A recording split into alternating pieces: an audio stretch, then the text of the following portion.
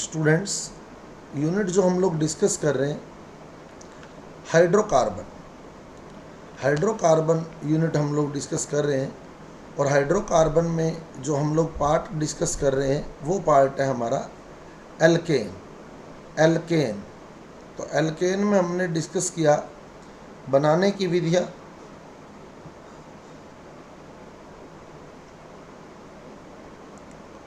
Methods of preparation, उसके बाद रासायनिक अभिक्रियाएं। रासायनिक अभिक्रियाएं, तो रासायनिक अभिक्रियाओं वाला टॉपिक हम डिस्कस कर रहे हैं। रासायनिक अभिक्रियाएं, एल्केन की रासायनिक अभिक्रिया, एल्केन की रासायनिक अभिक्रियाएं। तो रासायनिक केमिकल रिएक्शंस में मोस्टली डिस्कस कर चुके हैं इसकी अभिक्रियाएं। अब हमने एक अभिक्रिया डिस्कस करी थी मोनोहैलोजनन या मोनोहैलोजनीकरण।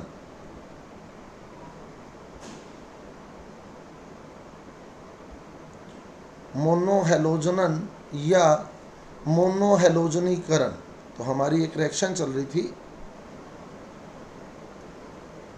मोनोहैलोजनन। कितने हैलोजन जोड़ते हैं इसमें? एक हैलोजन हम लोग जोड़ रहे थे, है ना। मोनोहैलोजनन में हम एक हैलोजन जोड़ रहे थे, जैसे CH4 plus Cl2, CH4 plus Cl2। तो यहाँ प्रकाश की उपस्थिति क्या होता था, H और Cl आपस में एक दूसरे को प्रतिस्थापित कर रहे थे, है ना। इससे H निकल रहा था और उसकी जगह Cl जा रहा था, तो क्या बन रहा था, Maithil chloride plus HCl, chloromethane plus HCl, ये बन रहा था। लेकिन इसकी जगह अगर हम आयोडीन ले लेते हैं, यहाँ भी दो बातें और आप नोट करके रखना, मैं दो बातें और भी बताऊंगा आपको। CH4 plus I2, CH4 plus I2, तो क्या बनेगा बताओ। CH4 प्लस I2 लेंगे तो CH3I प्लस HI, सही है। H इधर आ जाएगा और I इधर आ जाएगा, तो CH3I प्लस HI, यही बनेगा ना। लेकिन ये अभिक्रिया जो होती है उत्कर्णीय प्रकृति की होती है, दोनों साइड चलती है ये रिएक्शन। क्यों चलती है? क्योंकि HI जो है बहुत ज़्यादा क्रियाशील है, HI अधिक क्रियाशील है। क्यों क्रियाशील है? हमने पढ़ा हुआ है HI की बंध लंबाई क्या है, बंध लंबाई अधिक है, बॉन्ड लेंथ इसकी ज़्यादा है। बॉन्ड लेंथ ज़्यादा है तो ये आसानी से टूट जाता है ना, तो इसलिए ये ज़्यादा क्रियाशील हो जाता है HI। तो HI इसके साथ वापस क्रिया कर जाता है और वापस इसमें बदल जाता है। तो जब हम लोग आयोडीन से क्रिया कराते हैं तो HI जो बनता है वो बहुत ज़्यादा क्रियाशील होता है, जो इस अभिक्रिया को उत्कर्णीय बना देता है। इसलिए ये अभिक्रिया जो है नाइट्रिक अम्ल या आयोडिक अम्ल या पर आयोडिक अम्ल, आयोडिक अम्ल भी लिखा होता है और पर आयोडिक अम्ल भी लिखा होता है, इनकी उपस्थिति में करवाई जाती है। ऐसा करने से क्या होगा, क्योंकि HNO3 आयोडिक अम्ल है, पर आयोडिक अम्ल है, ये ऑक्सीकारक है, ये ऑक्सीडाइजिंग एजेंट होते हैं, ऑक्सीकारक हैं, ये ऑक्सीडाइजिंग एजेंट है ये। तो ये HI का ऑक्सीकरण कर देते हैं, यानी HI को HI की फॉर्म में रहने ही नहीं देते, ये HI का ऑक्सीकरण कर देते हैं। तो HI का ऑक्सीकरण कर देते हैं ये, और उसे बदल देते हैं H2O प्लस I2 में, H2O प्लस I2 में। क्योंकि जब ऑक्सीकरण होगा तो हाइड्रोजन ऑक्सीजन से जुड़ के क्या बना देगा, हाइड्रोजन ऑक्सीजन से जुड़ के H2O बना देगा, हाइड्रोजन ऑक्सीजन से जुड़ के। तो दो HI ले लें आप लोग, H2O बन जाएगा और दो I बच गए, वो क्या बन जाएंगे, I2। तो यानी कुल मिला के जब हम नाइट्रिक अम्ल, आयोडिक अम्ल या पर आयोडिक अम्ल लेते हैं तो वो HI रहता ही नहीं, HI का ऑक्सीकरण हो जाता है I2 में। तो अब क्या होगा बताओ, अभिक्रिया एक डायरेक्शन में चलने लग जाएगी, समझ गए, क्लियर। तो किसकी उपस्थिति आवश्यक है? अगर आयोडीन से अभिक्रिया करवाते हैं तो किसकी उपस्थिति आवश्यक होती है? ऑक्सीकारकों की उपस्थिति आवश्यक होती है। ऑक्सीडाइजिंग एजेंट लेते हैं जो HI को ऑक्सीकृत कर देते हैं I2 में, जिससे विक्रिया आसानी से संपन्न हो जाती है एक ही डायरेक्शन के अंदर। क्लियर? नेक्स्ट बात जो इसमें आती है, दो तरह से प्रश्न देता है यूं, CH4 आधिक्य प्लस Cl2, यहां लिख देगा मुख्य उत्पाद, और एक यूं दे देगा CH4 प्लस Cl2 आधिक्य, आधिक्य क्लोरीन का है, और यहां दे देगा मुख्य उत्पाद। अब अगला मोनोक्लोरीन नहीं कह रहा आपको, एक बार वो कह रहा है CH4 ज़्यादा मात्रा में, Cl2 कम मात्रा में, ठीक है। एक बार वो कह रहा है CH4 कम मात्रा में और Cl2 ज़्यादा मात्रा में। तो पहले कंडीशन में मुख्य उत्पाद क्या बनेगा और दूसरी कंडीशन में मुख्य उत्पाद क्या बनेगा? तो पहली कंडीशन में जो मुख्य उत्पाद बनेगा वो CH3Cl होगा, CH3Cl, और दूसरी कंडीशन में जो मुख्य उत्पाद बनेगा वो CCl4 होगा। क्यों? देखो, पहली कंडीशन में ज़्यादा मात्रा में कौन है? CH4, ज़्यादा मात्रा में CH4 है, ठीक है। तो CH4 बहुत ज़्यादा है,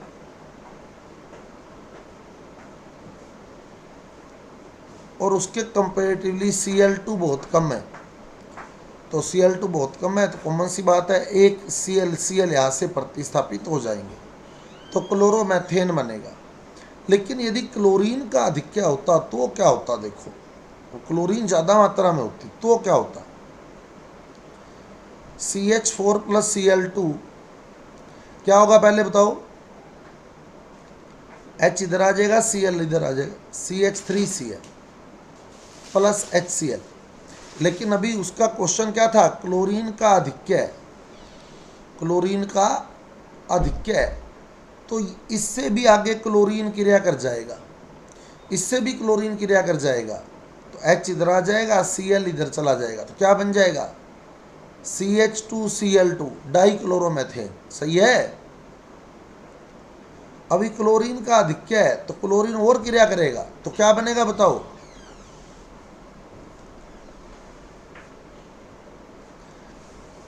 CHCl3। सही है, CHCl3, Cl इधर चला जाएगा, H इधर आ जाएगा। क्लोरीन का आधिक्य है तो क्लोरीन इससे भी क्रिया कर जाएगा। अब क्या बनेगा? CCl4। अब आगे क्रिया नहीं हो सकती। तो अगर आप लोग क्लोरीन का आधिक्य लेते हैं तो मुख्य उत्पाद के रूप में टेट्राक्लोरोमेथेन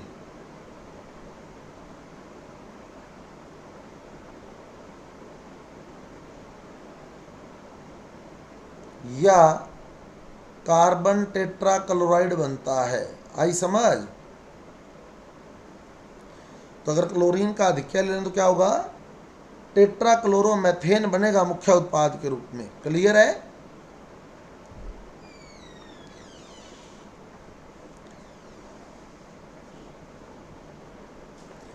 अब बात आती है एल्केन जब निकिल के साथ विक्रिया करता है और टेम्परेचर लिया जाता है यहाँ 600 डिग्री से 800 डिग्री सेंटीग्रेड। बहुत ही इंपॉर्टेंट पॉइंट है ये, इंपॉर्टेंट फैक्ट्स में इसको ऐड करना आप लोग। मेथेन जब निकिल से क्रिया करता है तो 600 डिग्री 800 डिग्री टेम्परेचर लिया। निकिल 200 डिग्री से 300 डिग्री सेंटीग्रेड के बीच अपचायक का काम करता है। निकिल जो है 200 डिग्री से 300 डिग्री सेंटीग्रेड के बीच किसका काम करता है? अपचायक का, रिड्यूसिंग एजेंट का। ये हाइड्रोजन जोड़ता है। निकिल 200 डिग्री से 300 डिग्री सेंटीग्रेड के बीच क्या काम करता है? हाइड्रोजन का योग करता है, हाइड्रोजन का योग। जैसे अपने एल्कीन वाले केस में पढ़ी थी, बनाने की विधियां पढ़ी थी ना। जैसे हमने लिया था प्रोपीन प्लस H2, एरो पर लिया था Na, याद आ रहा है? तो कैसे कर रहे थे हम लोग? डबल को सिंगल कर रहे थे, एक एक बॉन्ड फ्री हो रहा था, वहाँ एच जोड़ के एल्केन बनाई थी हमने, बनाई थी ना एल्केन बनाने की विधियों में। अब देखो जैसे ये दे दे CO plus H2 nickel 200 degree से 300 डिग्री, तो आपको टेम्परेचर 200 डिग्री से 300 डिग्री दिया है, तो आपको सोचने की ज़रूरत नहीं है। यहाँ निकिल का काम क्या है, निकिल हाइड्रोजन को जोड़ेगा, इसमें हाइड्रोजन का योग करेगा इसके अंदर। तो CO में हाइड्रोजन जोड़ो, C में हाइड्रोजन जोड़ो, क्या बनेगा बताओ? C में हाइड्रोजन जोड़ोगे तो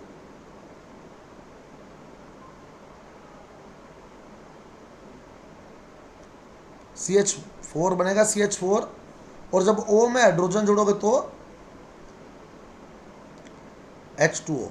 तो जब निकिल 200 डिग्री सेंटीग्रेड से 300 डिग्री सेंटीग्रेड के बीच क्रिया कर रहा है तो वो हाइड्रोजन जोड़ेगा इसके अंदर। आगे बात समझ, कार्बन के साथ हाइड्रोजन जोड़ेगा CH4 बन जाएगा, ऑक्सीजन के साथ हाइड्रोजन जोड़ेगा जल बन जाएगा, ठीक है।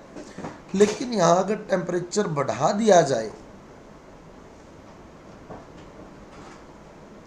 तो एक केस देता है ऐसे, CH4Ni 600 डिग्री से 800 डिग्री, और एक केस देता है CH4Ni लगभग 1000 डिग्री, लगभग 1000 डिग्री। तो इसमें क्या होता है, जब ये दोनों केस आ जाए, निकिल का टेम्परेचर 600 डिग्री से 1000 डिग्री के बीच बीच में आ जाए, तो 200 से 300 बीच तो क्या करता है, हाइड्रोजन का योग करता है, और 600 के 1000 के बीच में ये हाइड्रोजन निकालता है।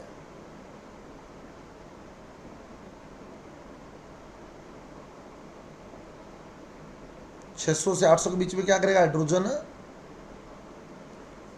निकाल देगा। क्लियर? 200 से 300 के बीच में क्या करेगा, हाइड्रोजन जोड़ेगा। 600 से 1000 के बीच बीच में हाइड्रोजन निकालेगा।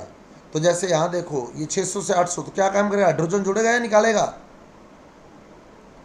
निकालेगा हाइड्रोजन। और ये 1000 डिग्री है तो क्या करेगा, ये हाइड्रोजन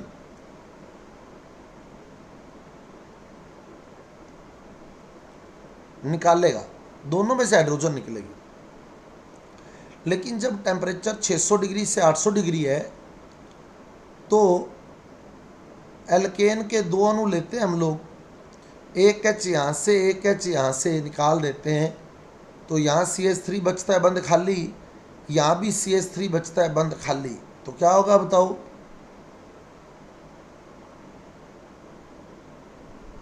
एथेन बन जाएगी, एल्केन बनेगी, एथेन बन गई, हाइड्रोजन निकाल दी ना इसने। जब टेम्परेचर 1000 डिग्री सेंटीग्रेड ले लोगे तो ये पूरी हाइड्रोजन निकाल देगा, C+2H2 बना देगा। आगे बात समझ। तो 200 डिग्री सेंटीग्रेड से 300 डिग्री सेंटीग्रेड के बीच में निकिल का काम क्या है, हाइड्रोजन जोड़ना। और 600 से 1000 के बीच में क्या काम करता है, हाइड्रोजन निकालता है। अब आगे आता है हमारे पास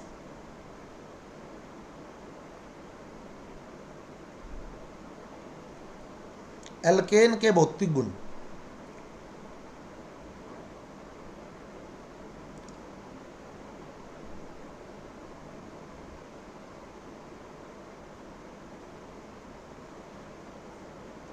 एल्केन फिजिकल प्रॉपर्टी। तो एल्केन जो है, सबसे पहले क्वथनांक की बात करूंगा मैं, क्योंकि क्वथनांक का प्रश्न आता है। क्वथनांक, बॉइलिंग पॉइंट। जनरली क्या होता है, बॉइलिंग पॉइंट जो होता है वो मोलर मास बढ़ने पर बढ़ता है। अगर मोलर मास बढ़ेगा तो बॉइलिंग पॉइंट भी बढ़ेगा, मोलर मास बढ़ेगा तो बॉइलिंग पॉइंट भी बढ़ेगा। यानी कम कार्बन की एल्केन है तो बॉइलिंग पॉइंट कम, कम कार्बन वाली एल्केन है तो बॉइलिंग पॉइंट कम, और अगर अधिक कार्बन वाली एल्केन है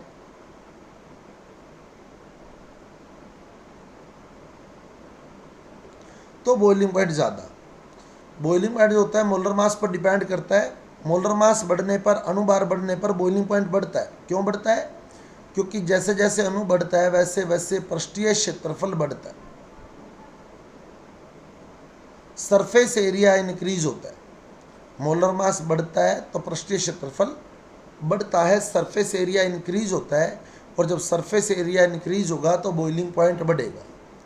तो जैसे जैसे अणुभार बढ़ता है वैसे वैसे बॉइलिंग पॉइंट बढ़ता है। यानी कम कार्बन के अल्केन तो बॉइलिंग पॉइंट कम है, ज़्यादा कार्बन के अल्केन है तो बॉइलिंग पॉइंट ज़्यादा है। जैसे देखो CH4, मेथेन, एथेन, प्रोपेन और ब्यूटेन। अब बताओ किसका बॉइलिंग पॉइंट ज़्यादा होगा? बताओ सबसे ज़्यादा बॉइलिंग पॉइंट किसका होगा? ब्यूटेन का। अणुभार ज़्यादा है इसका, सीधा देख लेना, नंबर ऑफ कार्बन ज़्यादा है तो बॉइलिंग पॉइंट ज़्यादा होगा। तो ब्यूटेन का बॉइलिंग पॉइंट सबसे ज़्यादा, उससे कम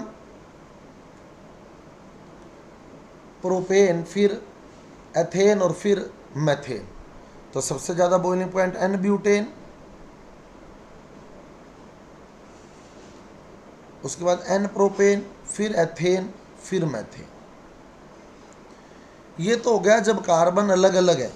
तो कम कार्बन वाली अल्केन का बॉइलिंग पॉइंट कम कर देना है, ज़्यादा वाली का ज़्यादा कर देना है। अगर कार्बन सेम हो, कार्बन सेम हो,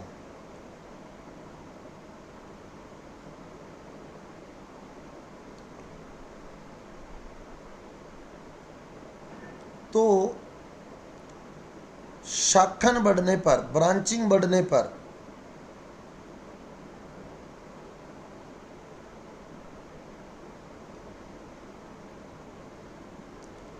बॉइलिंग पॉइंट घटता है।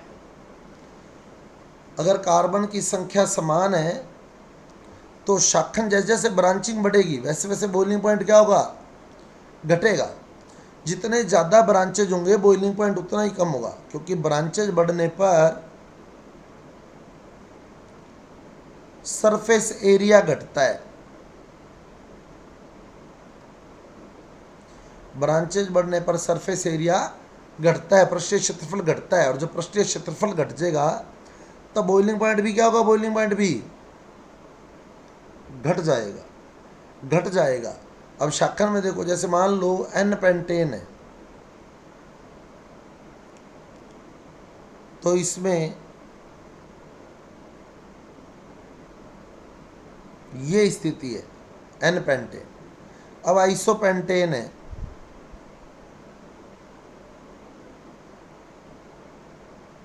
ये आइसोपेंटेन होगी। अब एक नियोपेंटेन है,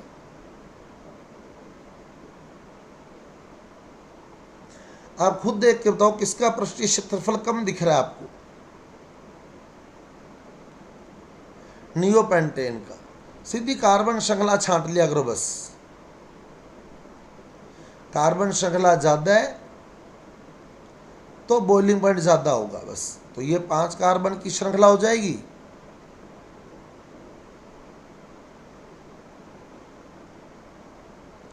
और ये वाली 4 की, ये वाली 3 की। सही है?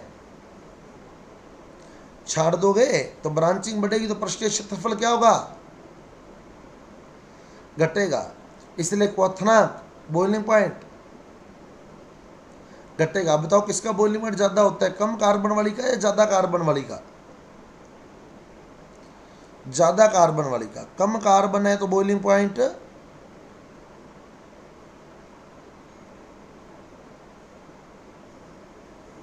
क्या होगा? बताओ। अगर कम कार्बन वाली अल्केन है तो बॉइलिंग पॉइंट कम, यानी वो जल्दी बॉइल हो जाएगी, मतलब गैस रहेगी। तो आप लोग पढ़ते हो कम कार्बन वाली अल्केन गैस होती है, मेथेन, एथेन, प्रोपेन, गैसें हैं ये सारी, पढ़ते हैं ना हम लोग। 1 कार्बन से 4 कार्बन तक गैसेज हैं, क्योंकि इनका बॉइलिंग पॉइंट बहुत कम है। तो ये गैस की फॉर्म में रहते हैं। कितने से कितने कार्बन? 1 से, और एक 5 कार्बन वाली अल्केन भी ऐसी है जिसका बॉइलिंग पॉइंट कम है। तो आप अभी देख के बता दो ऊपर किसका बॉइलिंग पॉइंट कम है, नियोपेंटेन का। तो नियोपेंटेन भी है, वो कम बॉइलिंग पॉइंट वाला है, वो भी गैस है। आगे बात समझ, वो भी गैस है। तो कौन कौन सी अल्केन गैसें होगी, एक तो C1 से C4 गैस होगी और नियोपेंटेन गैस है, नियोपेंटेन गैस है। तो C1 से गैस कौन कौन सी हो गई,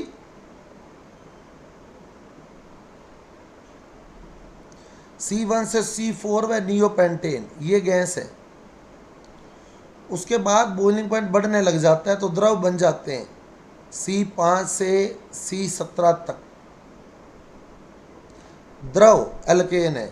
और अगर C17 से भी ज़्यादा हो गया तो ठोस एल्केन, ठोस यौगिक है वो। आगे बात समझ। तो द्रव कितने से कितने कार्बन वाली गैस द्रव है,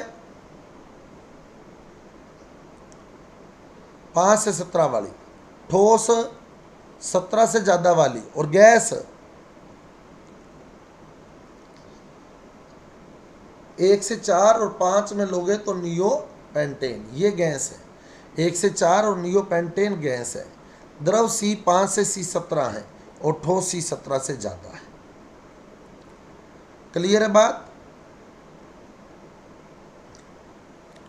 अब आता है गलनांक, मेल्टिंग पॉइंट। मेल्टिंग पॉइंट, ये प्रश्न इंपॉर्टेंट भी है, थोड़ा हटके है, और सॉलिड स्टेट जैसा कि आपको पता है कि अभी सिलेबस में जुड़ा है, तो वहाँ से ये क्वेश्चन निकल सकता है मेल्टिंग पॉइंट का। क्योंकि मेल्टिंग पॉइंट हम लोग क्या बोलते हैं, मेल्टिंग पॉइंट क्या होता है बताओ। मेल्टिंग पॉइंट ठोस का द्रव में बदलना, है ना। क्योंकि हमारे सॉलिड स्टेट चैप्टर अभी जुड़ा है सिलेबस के अंदर, सेकेंड ग्रेड में तो पहले से था, फर्स्ट ग्रेड में अब ऐड हुआ है सॉलिड स्टेट। तो उसके अकॉर्डिंग ठोस अवस्था से बना सकता है वो क्वेश्चन, मेल्टिंग पॉइंट वाला क्वेश्चन दिया जा सकता है।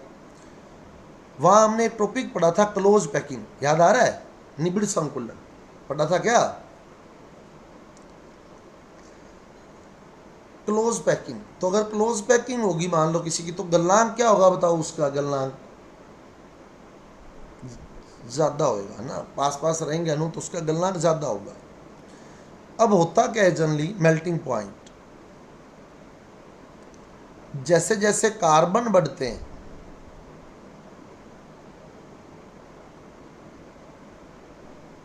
वैसे वैसे मेल्टिंग पॉइंट भी बढ़ता है। कार्बन बढ़ने पर मेल्टिंग पॉइंट बढ़ता है, ठीक है। जैसे मेथेन का मेल्टिंग पॉइंट कम होगा, एथेन का उससे ज़्यादा, प्रोपेन का उससे ज़्यादा, ब्यूटेन का उससे ज़्यादा, पेंटेन का उससे ज़्यादा, हेक्सेन का उससे भी ज़्यादा। कार्बन की संख्या बढ़ेगी तो मेल्टिंग पॉइंट क्या होगा, मेल्टिंग पॉइंट बढ़ेगा। कार्बन की संख्या बढ़ने पर मेल्टिंग पॉइंट बढ़ता है, ये कॉमन है। नंबर ऑफ कार्बन इंक्रीज होगा तो मेल्टिंग पॉइंट भी इंक्रीज होगा। लेकिन सम कार्बन संख्या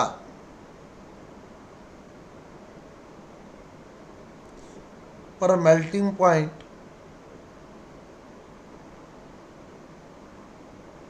अधिक बढ़ता है।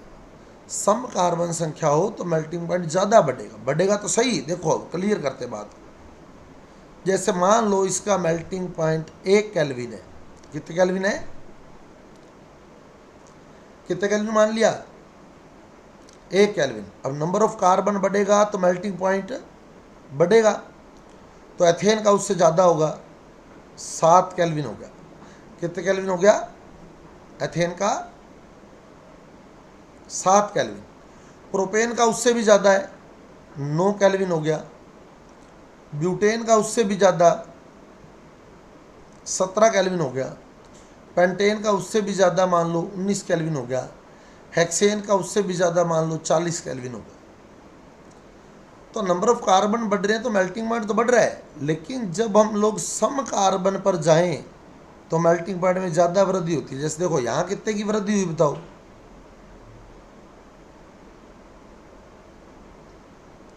6 केल्विन की वृद्धि हुई, 6 केल्विन की। तो जब आप लोग सम संख्या की ओर मूव किए तो 6 केल्विन बढ़ा। अब आप लोग सम से विषम की ओर मूव करो, कितने केल्विन बढ़ा बताओ। सम से विषम की ओर मूव करें 2 केल्विन। अब फिर विषम से सम की ओर जाओ, कितने केल्विन बढ़ रहा है बताओ। 8 केल्विन। अब विषम से सम की ओर जाओ, सम से विषम की ओर, ब्यूटेन से पेंटेन की ओर जाओ, सम से विषम की ओर, कितना बढ़ा 2, 17 से 19 हो गया ना, 2 केल्विन बढ़ गया, सही है। और अब पेंटेन से एक्सेन की ओर जाए तो कितने केल्विन बढ़ा बताओ। 21। यानी जब हम विषम संख्या से सम संख्या की ओर जा रहे हैं तो बढ़ोतरी ज़्यादा है, और सम से विषम पे जा रहे हैं तो बढ़ोतरी कम है। सही है, सही है बात या नहीं बताओ। ऐसा क्यों होता है बताओ। सम कार्बन संख्या की ओर जब मूव करते हैं हम एल्केन में, सम कार्बन संख्या की ओर मूव करने पर मेल्टिंग पॉइंट क्यों बढ़ता है ज़्यादा। संकुलन, निबिड़ संकुलन होता है उनमें। सम कार्बन संख्या वाले एल्केन में निबिड़ संकुलन पाया जाता है, क्लोज पैकिंग होती है, गैप नहीं होता उनके अंदर। देखो कैसे, जैसे एक मेरे पास पेंटेन है, मान लो क्या है पेंटेन, और एक मेरे पास ब्यूटेन है। अब मैं इनकी संरचनाएं बना रहा हूं। पेंटेन में कितने कार्बन लेते हैं पेंटेन में 5, तो मैं 5 कार्बन लेता हूं। देखो 1 2 3 4 5 हो गए 5 कार्बन।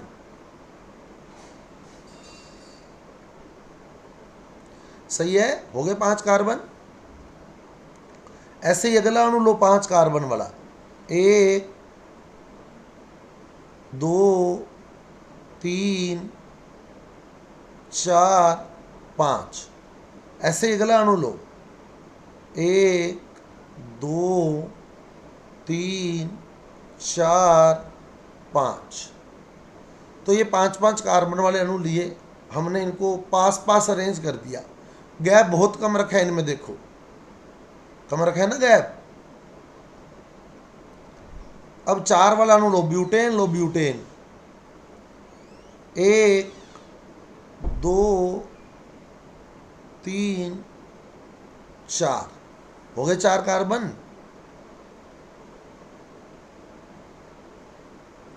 ब्यूटेन ले लिया। अब फिर ब्यूटेन लो, देखो 1 2 3 4।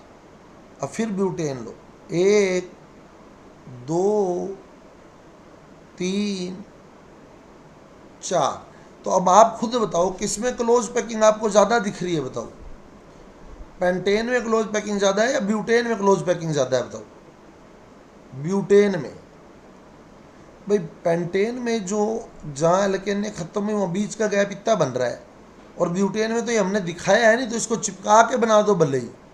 जैसे यूँ है, देखो 1 2 3 4। अब इसके साथ चिपका के बना दो, 1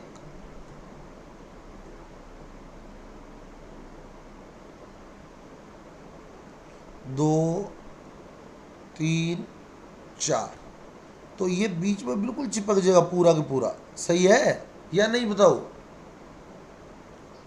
तो ब्यूटेन में क्या हुआ, यानी सम कार्बन में क्लोज पैकिंग होती है, होगी ना क्लोज पैकिंग, देखो। और क्लोज पैकिंग होगी तो क्या होगा, मेल्टिंग पॉइंट ज़्यादा बढ़ेगा कम ज़्यादा।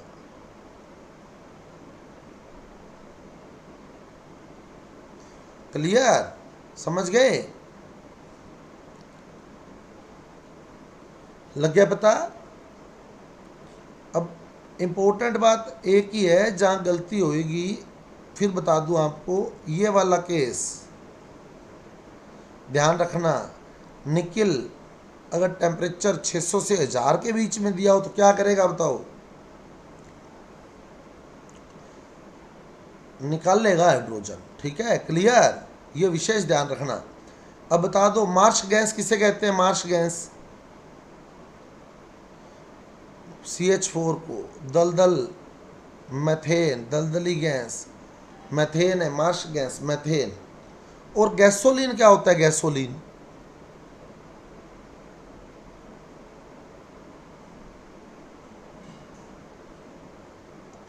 गैसोलीन क्या होता है?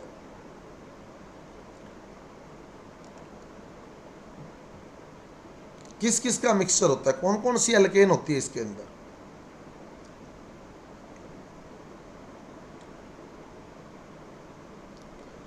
एन हेप्टेन और आइसोक्टेन का मिश्रण होता है ये आपकी बुक्स में दिया होगा। 6 से 8 कार्बन तक की एल्केन का मिश्रण होता है। 6 से 8 जनरली कौन सी होती है इसमें? एन हेप्टेन और आइसोक्टेन। एन हेप्टेन और आइसोक्टेन। एन हेप्टेन तो समझते हो? एन हेप्टेन यानी नॉर्मल हेप्टेन है, 7 कार्बन बिल्कुल सीधी श्रृंखला में लगे, ये एन हेप्टेन है। आइसोक्टेन आइसोक्टेन आइसोक्टेन बहुत ही इंपॉर्टेंट फार्मूला है अपने आप में। अगर पेपर में पूछ लिया जाए तो बहुत से स्टूडेंट गलत करके आएंगे। आइसोक्टेन का फार्मूला आप किस प्रकार बनाएं वो याद रखने का एक तरीका बता देता हूँ। आप इसमें आइसो ग्रुप और नियो ग्रुप जोड़ दें, आइसो और नियो ग्रुप जोड़ दो तो आइसोक्टेन बन जाएगा। आइसो ग्रुप को नियो ग्रुप से जोड़ दो, क्या होता है आइसो ग्रुप? पता है क्या? क्या? CH3CH CH3 ये आइसो ग्रुप है, ये आइसो ग्रुप है। और नियो ग्रुप क्या होता है? सेंटर वाले कार्बन के साथ 4 कार्बन लगे होते हैं और एक का बॉन्ड फ्री रहता है, तो ये तो होता है आइसो ग्रुप। और ये होता है नियो ग्रुप। अब आप देखो आइसो ग्रुप में कितने कार्बन है? 3, और नियो में 5, तो हो गए टोटल 8। तो आइसोक्टेन का फार्मूला विशेष ध्यान रखना, क्योंकि अगर पेपर में आ गया ना आइसोक्टेन का सूत्र है तो छंटेगा नहीं। तो ध्यान रखना अपने को क्या कि आइसो ग्रुप जुड़ा हुआ है नियो ग्रुप से, तो इधर से नियो ग्रुप ले लो। तो ये तो नियो ग्रुप हो गया और ये आइसो ग्रुप हो गया। तो आइसो और नियो ग्रुप जुड़े हैं तो क्या बन गया? Iso octane. आ गया समझ? क्लियर है?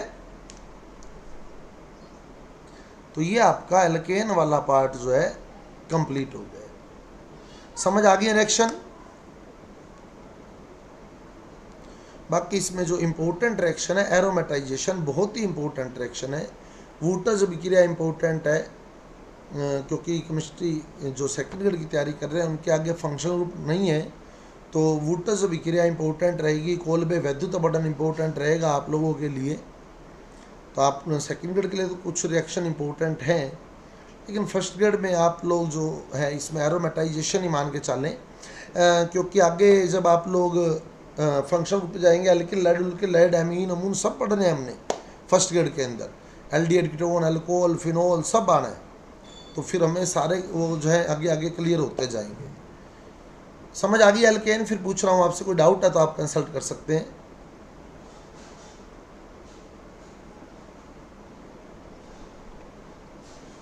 वो हाइड्रोजन भी हाइड्रोजन नहीं करते हैं, वो एरोमेटाइजेशन में हाइड्रोजन निकालते हैं। जैसे देखो हेक्सेन है ना, हेक्सेन क्या होता है? C6H14, सही है, C6H14 ये हेक्सेन होता है। ये बदल गया C6H6 में, बेंजीन में बदल गया। तो जो Al2O3 Cr2O3 और इतना हाई टेम्परेचर हमने लिया हुआ था ना, तो उस टेम्परेचर पर हाइड्रोजन निकाल देते हैं इसमें से, तो 4H2 निकल गए और बेंजीन बन गए। समझ गए?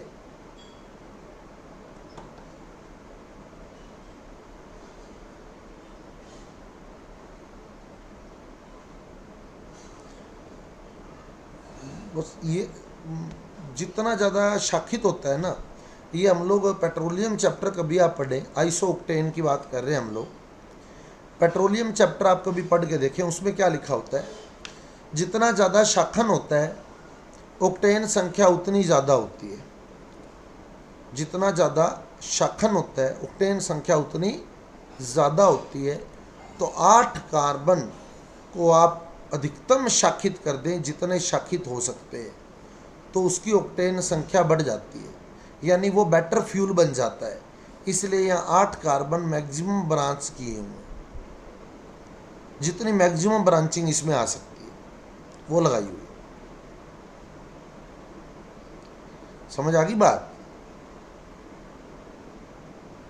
बाकी आइसो ग्रुप तो रखना ही पड़ेगा अपने को, क्योंकि आइसो ऑक्टेन बोल रहे हैं हम, तो आइसो ग्रुप तो रखना ही रखना है। उसके बाद जो 5 कार्बन बचे उसकी मैक्सिमम ब्रांचिंग की हुई है, ताकि इसकी ऑक्टेन संख्या बढ़ जाए और ये बेटर फ्यूल बन जाए।